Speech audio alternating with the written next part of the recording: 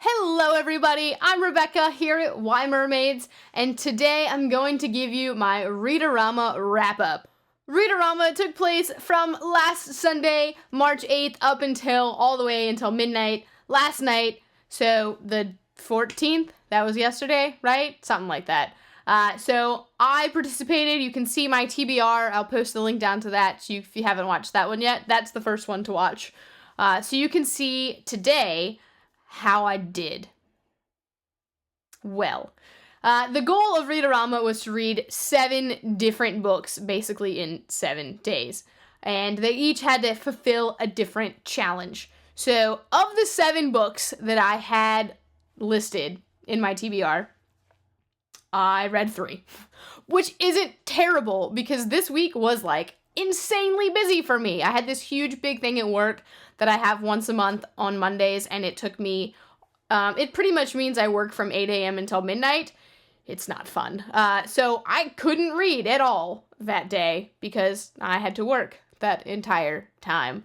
So I didn't get to read it all on Monday. And then teaching, you come home and all you want to do is, sleep and eat and veg, right? So thinking is kind of hard to do. But I did it anyway. I pushed through, I persevered, and I did get through 3 books. And I also finished an audiobook. So that wasn't on my TBR because I was already listening to it, but I did finish it, so I'm going to count it because I can.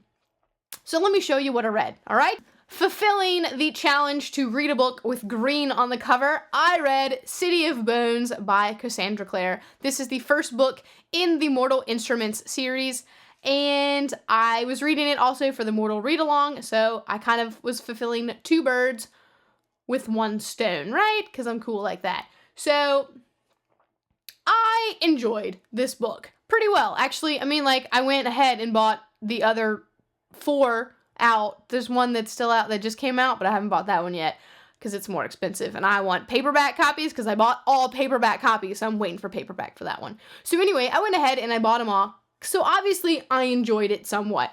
Yes, I did have some issues with it. If you really want to know my in-depth thoughts, I'll link to my blog where I have reviews for all of these books, and you can read the full reviews of each one. But I did enjoy this one. I'm glad that I have jumped into the Mortal Instruments world a little bit now, and I watched the movie. I was not happy with the movie because it spoiled the next 2 books for me. And also, I can't tell if Jace is hot or not.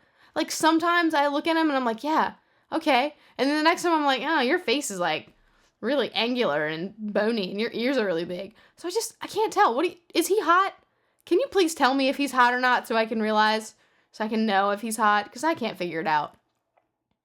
Oh well. Anyway, so yeah, I read this one. This one took up most of that week. The next book I read was Rainbow Rowell's Eleanor and Park, which I have heard millions of wonderful things about, and I finally read it, and I agree with all the wonderful things about this book. I gave it 4 stars because it was beautiful, and I really liked both of the characters. I felt like they were really relatable, and they were very real, and that's something that I find in most of her writing, that I've only read 2 books, but all the characters are very relatable and real, and I really enjoy that about them. I feel like I could, be one of these characters. Not either one of these, really. I'm more, fangirl, with Kath. That's me. But I feel like I know people that are like these characters, and so I really enjoyed it. It's a cute little heartbreaking, beautiful love story that has so much under the surface that's insane, and, yeah, her stepdad is a jerk, and her mom, has some issues too, so, yeah. I gave it 4 stars, though. I really enjoyed it. The next book I finished was my audiobook, which was Veronica Mars, the first book in the new series, and it was The $1,000 Tan Line by Rob Thomas and Jennifer Graham. I really enjoyed this book, partly because Kristen Bell was narrating it, and Kristen Bell is Veronica, and it's what? It led to so many wonderful things. And she really did a great job at doing the voices of her co-stars, and I was I can totally hear that that's Mac right now.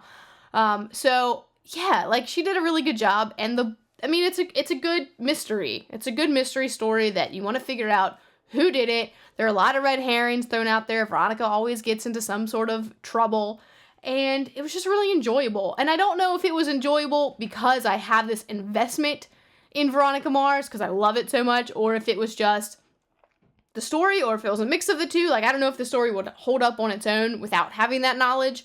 But if you like Veronica Mars, like, you should listen to the first audiobook. I will warn you, though, that the second book, the Mr. Kiss and Tell, the audiobook is not read by Kristen Bell, so don't do that one. I'm not going to. I'm going to physically read that, because I've been enjoying it, and I missed Veronica in my life. Oh, and I forgot to mention that Eleanor and Park fit the contemporary challenge. Veronica Mars, I am inserting into the RAMA challenge because Veronica Mars has RAMA in there. So I apologize for not mentioning that when I talked about them. But the final book I read, and this was, I could have considered it either the TBR Jar recommendation book or the diverse book, so you can pick either one you want, and that was The Importance of Music to Girls by Lavinia Greenlaw.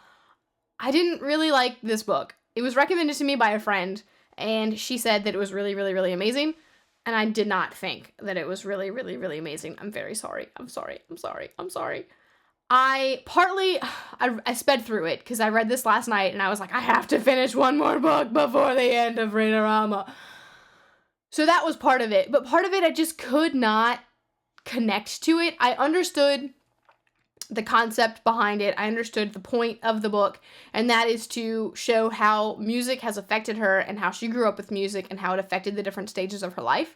And I totally get it, and I totally relate to it, but I felt like she was kind of pretentious and kind of just...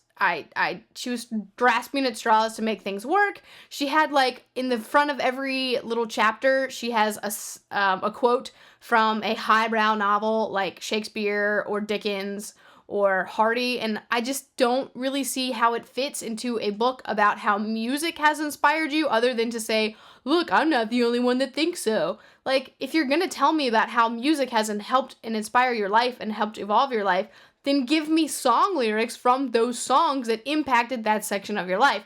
Don't give me some random quote from Thomas Hardy that I have to, like, read between the lines to figure out how it relates. Like, no. This is not English class, and I felt like she was trying too hard. So I only gave it 2 stars because I did appreciate the writing style, kind of. Like, I felt like she was a decent writer. She was very poetic with the way she wrote. I just did not care. So I did fairly well. I got 4 books out of 7 if you count my audiobook. And for me, that's actually really, really, really good to get that many books done in a week. So although I did not hit 7 books, I'm still pretty proud of myself. Let me know how you did on READ-O-RAMA if you decided to participate, or just what you read this week. And that's it for me. I'll see you next time.